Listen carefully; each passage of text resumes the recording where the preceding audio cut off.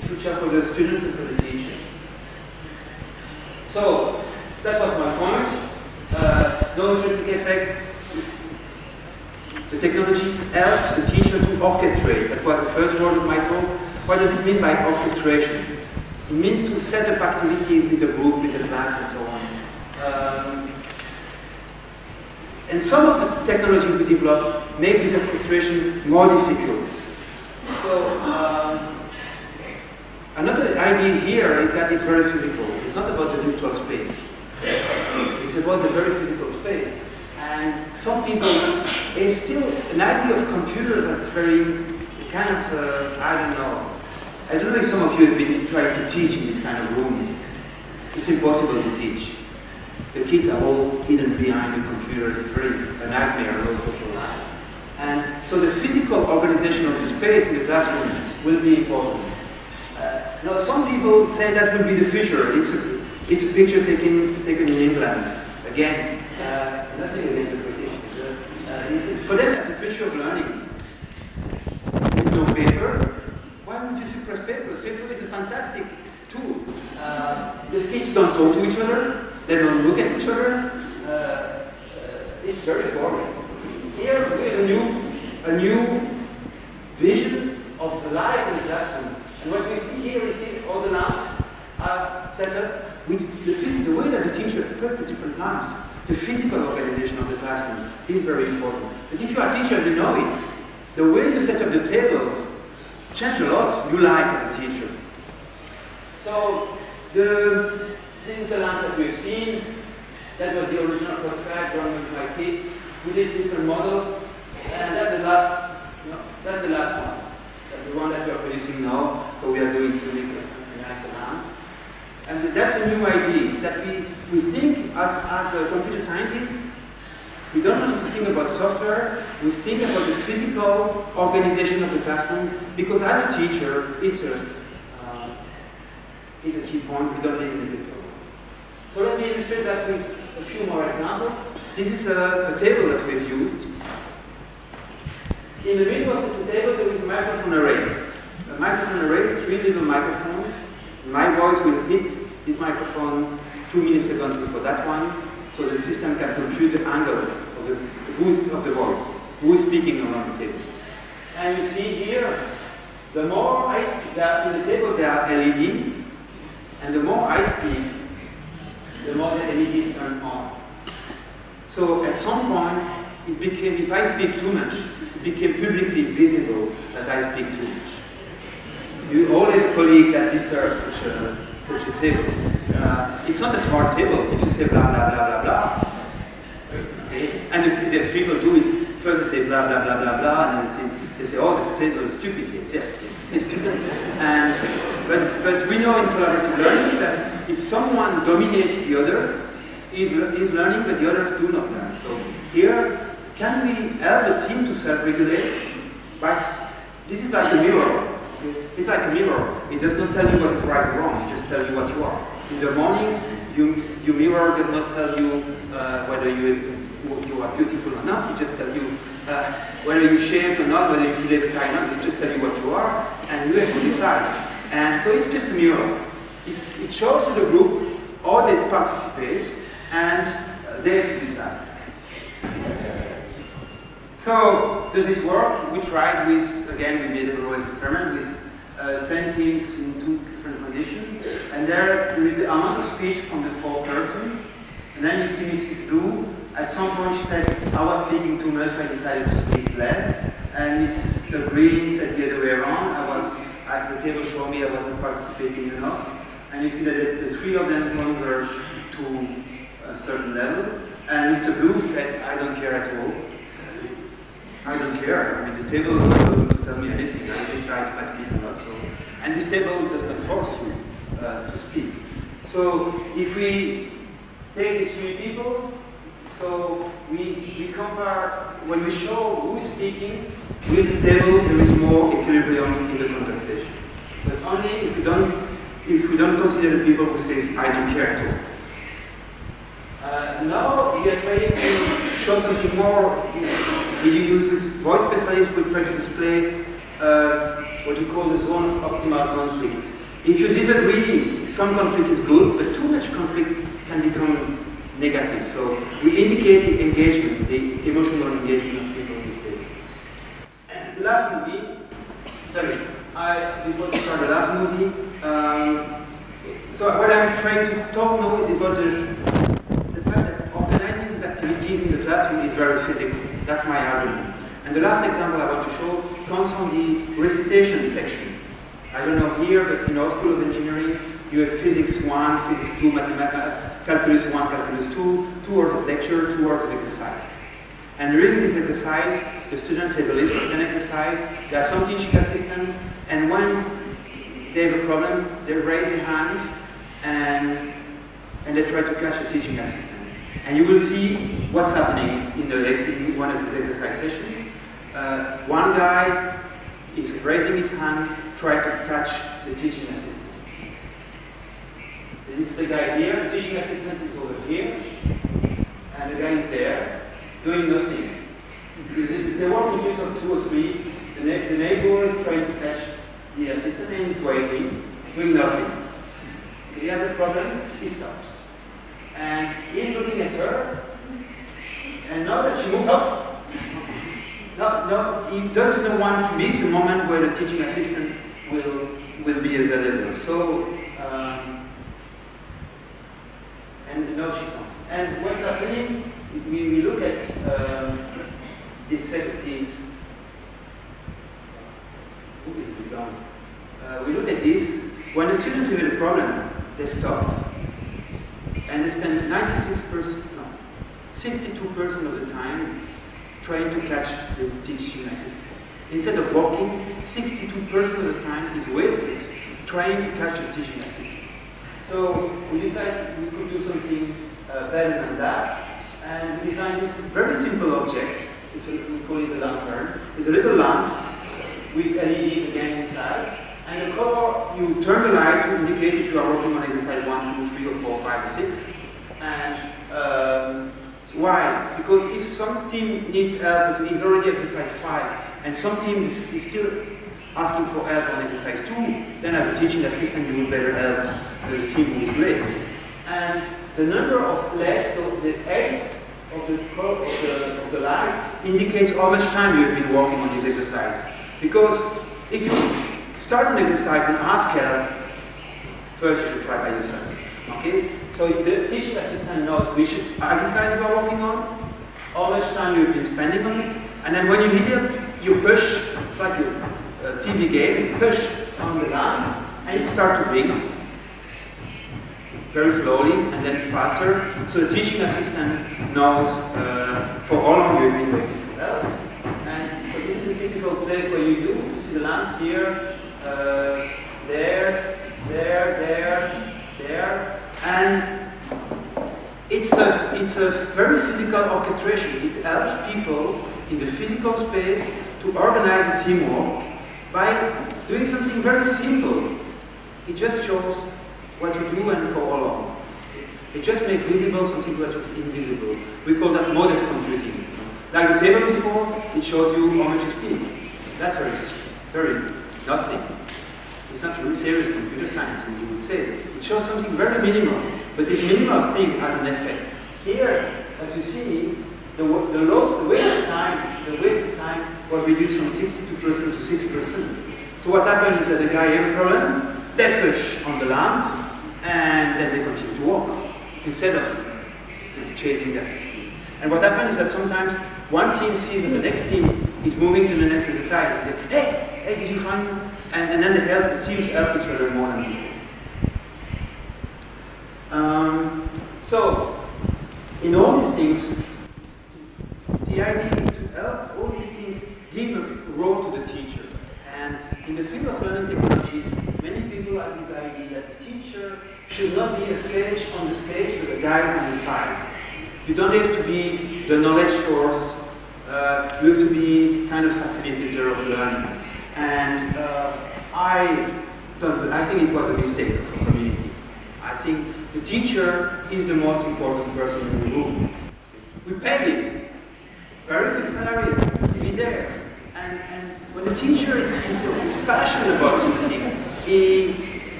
sometimes, I don't know if you've seen that in the school of engineering, sometimes the teacher writes an equation. And when they have finished the equation, with this sharp key, and then he looks at the equation again, and he finds it beautiful. And the students, no, this is an equation, how could you find an equation beautiful? And the teacher finds it beautiful. And that's the very moment where they learn something.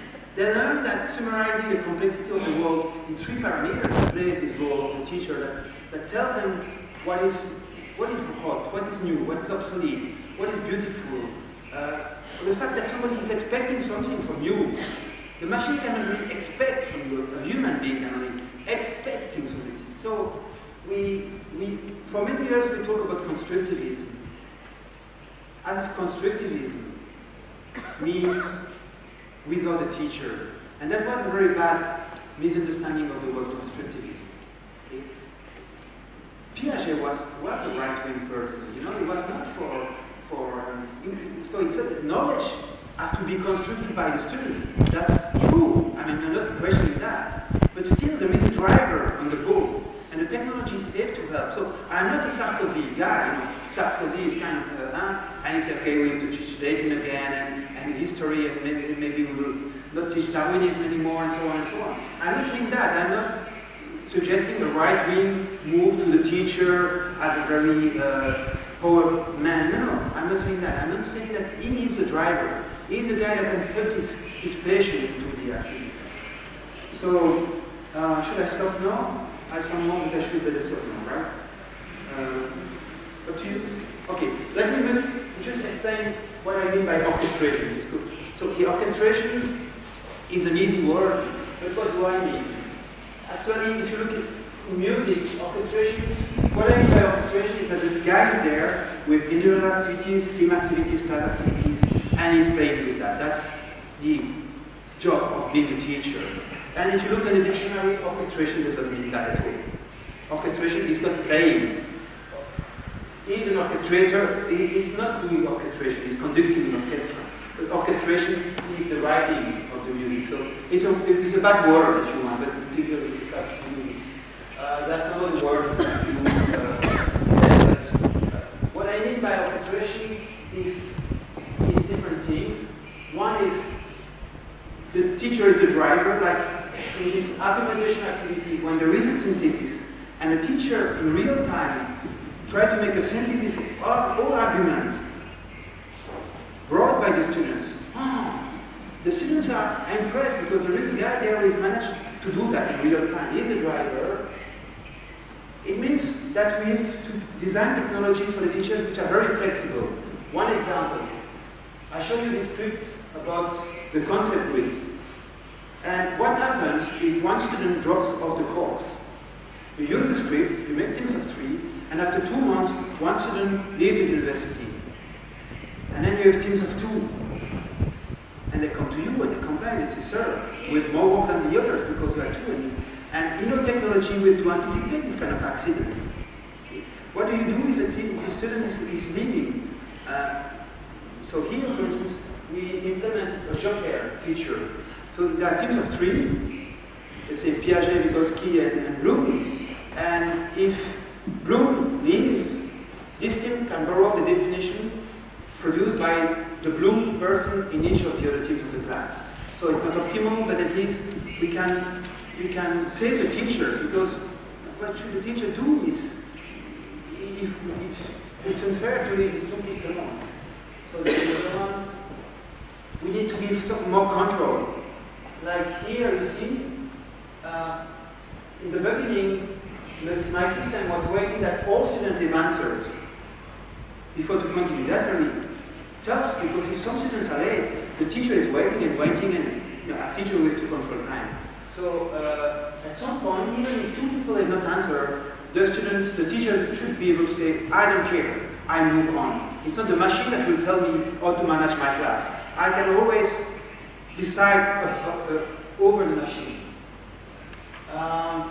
One of the key things, we saw that yesterday with the case of Frente, is that a teacher, the main concern of a teacher is not really the learning. The first constraint, the first preoccupation of a teacher is that the class is doing well, under control. No shouting, no crying, no complaint from the parents, no complaint from the director. The class is under control. And with this big table that I showed you, that was a problem, because we could use only 5 students. And what does the teacher do with the 15 other students?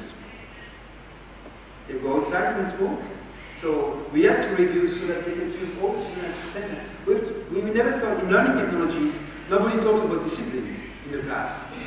But discipline is a real issue. So we never thought about discipline in e-learning.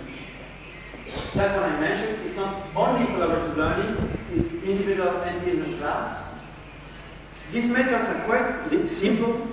The one I propose are like recipes, A, B, C, D. We don't need any very complex method. You have no time as a teacher to. It's A, B, C, D, it's very simple. But there is a workflow, like in the graph, all the answers are managed in the database, so it works quite well. There is a notion and a good method of a drama. At some point, it becomes difficult. Like, sometimes in the argumentation script, the people have to choose between A, B, C, and they are upset because they say, Pierre, I don't want to answer A, B, C. I have another idea. I say, you have to answer A, B, C. That's the only proposition to you. And no, that's not possible. I say, you have to answer A, B, C. And then in the debriefing phase, they are so upset that they participate more than any other students say, no, I want to explain what I really wanted to say. So some drama in the script. The curriculum relevance, a teacher is not free to teach what you want to teach. And in learning technologies, we've done mistakes on that. So here we push the curriculum relevance to the extreme line. This is a curriculum. You see, this is the logo of the Swiss Logistic Association. The Professional Corporate Association defined the curriculum for the schools. They open the binder, they take one sheet, and they put the curriculum on the lamp, and the lamp reads the curriculum. So there is a direct correspondence between all technologies and what they do in the school.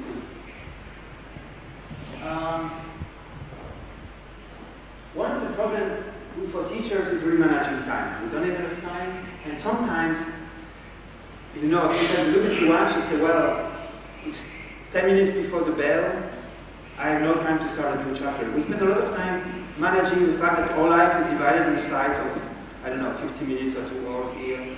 And for instance, this is nice. It works very well, but the teacher told us, Pierre, it takes me 20 minutes to install the 4 lamps in my classroom. So we have to find something better. It takes too much time. So he cannot do it if he has 1 hour. Because 20 minutes over 1 hour is too much time. So we have to improve this technology in such a way that we can install it in 3 minutes, not in 20 minutes. And it's one point that I try to illustrate. This is not virtual pedagogy, it's very physical. The way that you organize the classroom is a key point. So what I mean by, everybody knows that if you put computers in the classroom, we have new resources, and that's very interesting. If every kid has a laptop, then we can do new things. But my point today was that we have to think more, when we introduce technology, about all the constraints of the teacher. He has a curriculum, he has a limited amount of time, he has to do it every year, not 1 year. Every year he has to repeat it. He has some parents, maybe the level of the student, the level of the student, something else, and so on. Okay, I stop here. I just want to acknowledge the people of my team that have been working on this project with me. But that's my point. We have to integrate in the design that for the people who here were researchers or inventors or salesmen of technology, we have to integrate into the design of the technology not only the learning process of the students or the collaboration, but all the management of the classroom, which is very complex, which has many, many constraints. That's what I want. I would answer that there is no reason to change teaching if it works well. So I would ask the teacher, is there something that does not work well? Is there some chapter for which every year at the exam, 50% of the students fail, or 60% fail on this question. So I would say, okay, then maybe you start developing new methods on that chapter.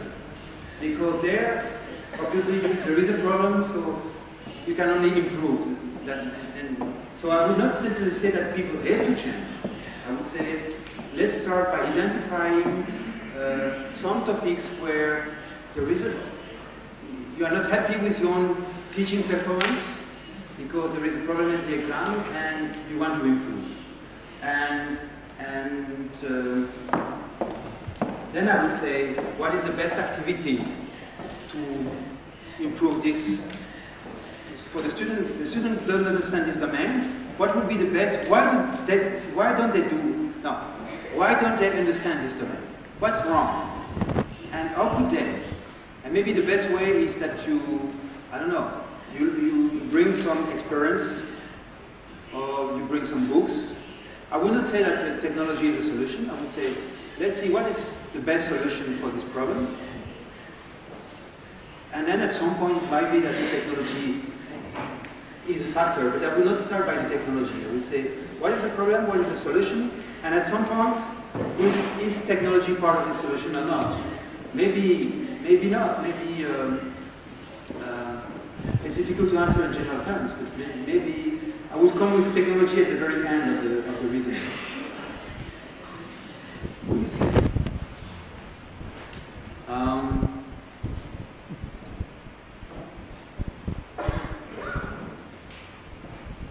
I don't know in Chile. In Switzerland, all teachers go on the web every day. Because if you want to buy, not for teaching, but if you want to buy a low-cost ticket for an airline, it's only on the web. If you want to find a train timetable, if you want to buy a ticket from the main rock festival, it's only on the web. The problem is not for the teachers, the problem is not the technology.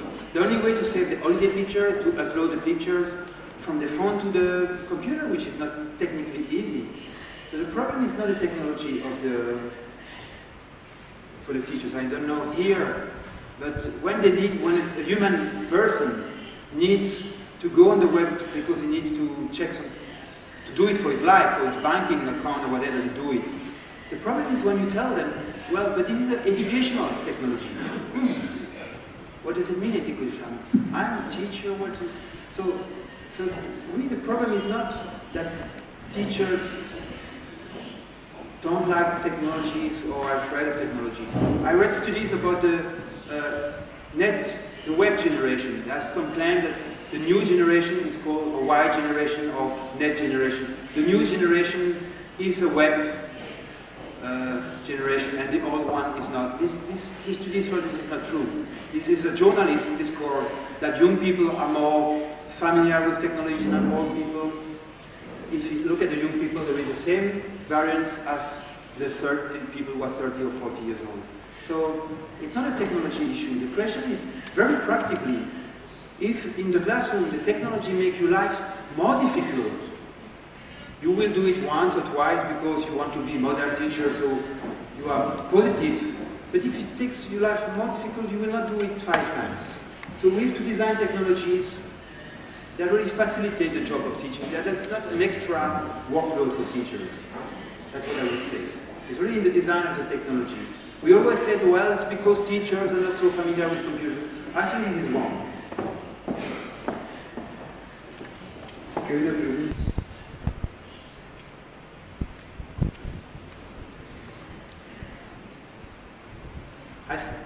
For me, one of the problems is that we put too much emphasis on the technology. So when I give talk to teachers, very often they feel guilty not to use them enough. I say, we don't care really about technology. We care about, well, the goal is that your students reach the objectives. Okay, the goal is that your students learn, and whatever you do to support learning, with or without technology, is good.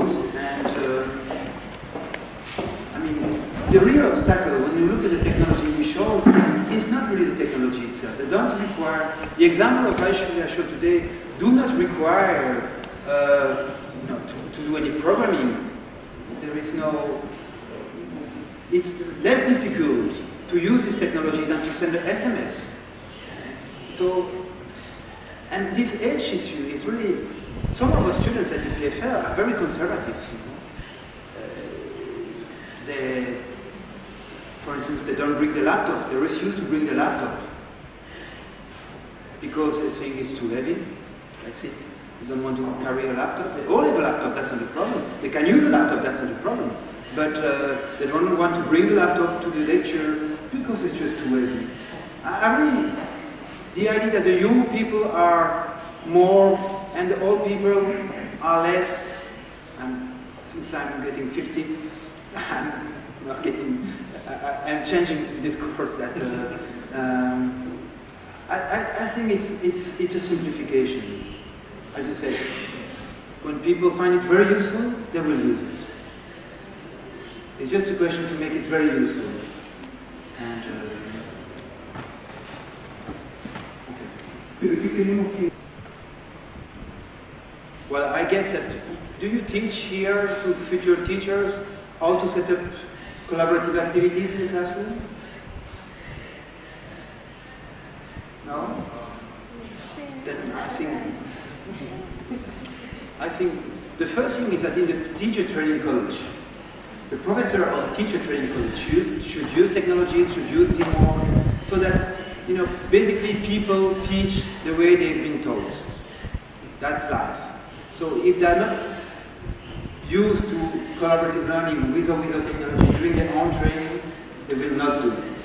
So I would really recommend, instead of giving a course on collaborative learning, I will use collaborative learning at the teacher training college. ¿Cuál es la diferencia entre colaboración y cooperación? Collaboration is we do it really together, and cooperation is that we divide. There is a clear division of labor, right?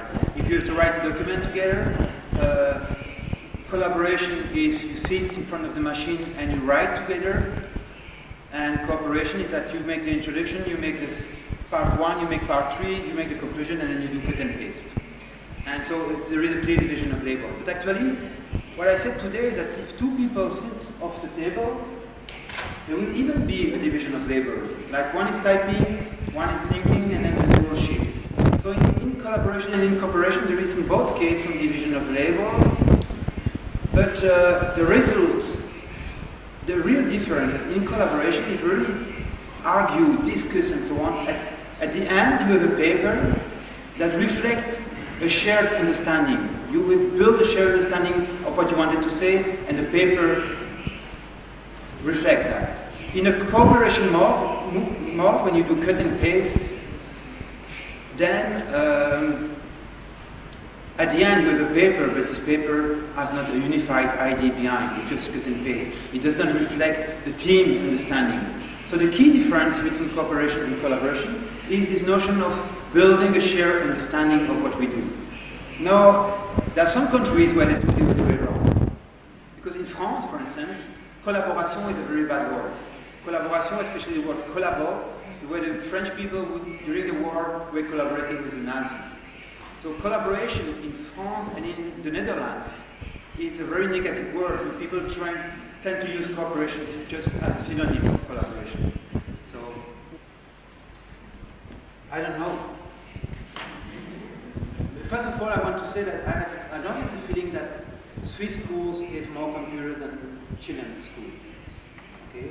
I would say probably not. What you told me yesterday about all these national initiatives to introduce to buy a certain number of computers, we don't have that. Now I'm concerned that if, for instance, you have a class and you give a small tablet PC to all the students in the class, the life of the teacher will become a mess. You will be teaching, and all the kids will be below the table, Skyping to each other. So we have to anticipate a bit that, and we have to design activities with the teacher so that this is great. If every kid has a tablet, it is great. But it should not make the teacher's life a nightmare. It should, we have to invent scenario for the class, or this would be really an added value and not, I don't know, in here, but in Switzerland, if kids use a mobile phone in the classroom, you get confiscated. But because, okay, yeah, but the tablet is even worse than in terms of attraction, of distraction for the students. So we really have to anticipate what the kids will do in the classroom, or what the teacher can invent new activities with that will make his life great. It could be a scenario where, you know, I count students 1, 2, 1, 2, 1, 2. Some of them have to search for something, some of them have to search for another, to Google for another thing, and then we make a synthesis and they come to the whiteboard and then they return back and search again. So it's not very crazy to imagine a scenario where this tablet could be an added value. But if you just give it like that, wow. I don't know, I'm a teacher, okay? And sometimes I see the guy in my class Skyping during my lecture. I don't like it. I don't like that. I don't know, it's really, because a teacher has a strong ego, okay? So a teacher believes that students should listen to him. And I say, listen guys, okay? It's not very polite to Skype when I lecture, okay? Like, it's polite to drink water when I lecture, it's not polite to drink beer. It's polite to read my lecture notes, it's not polite to read the newspaper. So it's polite to Google what I say when I lecture. If you Google my words, then it's polite. If you Skype, it's not polite. So it's very difficult to lecture with all the kids having something else to do. We have to, and the problem is that if some teachers become mad of that, then we don't have a second chance. You say, okay, sorry, we came a bit too fast with the laptops. We change that and we come back in 2 months. The teacher will say, oh, no.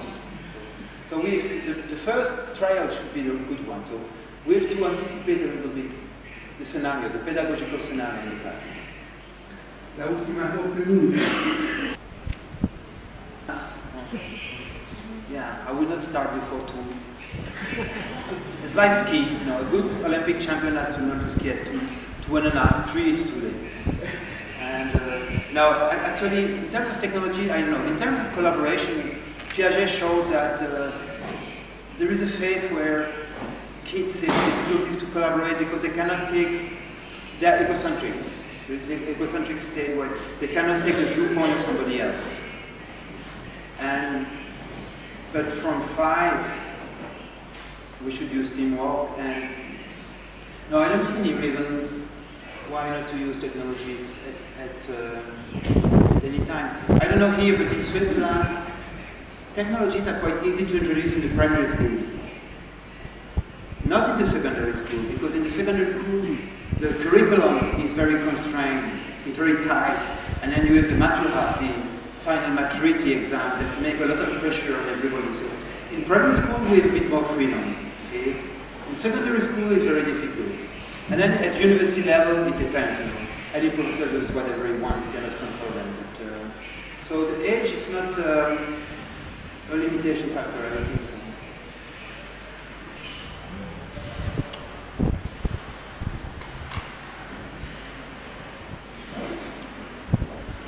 As I said, in Chile, you have something we don't have in Switzerland, which is space. So in Switzerland, the longest distance will be around 300 kilometers. So the only concern about online education is more for people with a job or people who are at hospital or something like that. It's not my cup of tea. I would find, personally, what I like is the life in the classroom. That's mine. But it's okay if some people work more on distance education. Personally, and I think it's very relevant in some countries, like this one here. But personally, what is exciting is the life of the classroom. So in my university, we've decided we don't do distance education. It's not a priority. We take the best students of the world, the best professor of the world, not me, the others, the best professor of the world. We build them a new learning center, a new hotel, a new student housing. We are on the lake, beautiful mountains, and we bring people together, we shake it, that's not distance education. So, but still, I mean, distance education is. I would not say it's not good to explore it. Personally, it's not my interest. My interest is life. It's effervescence. It's life and fun in the classroom. That's my cup of tea. But I understand that some countries have real needs in distance education.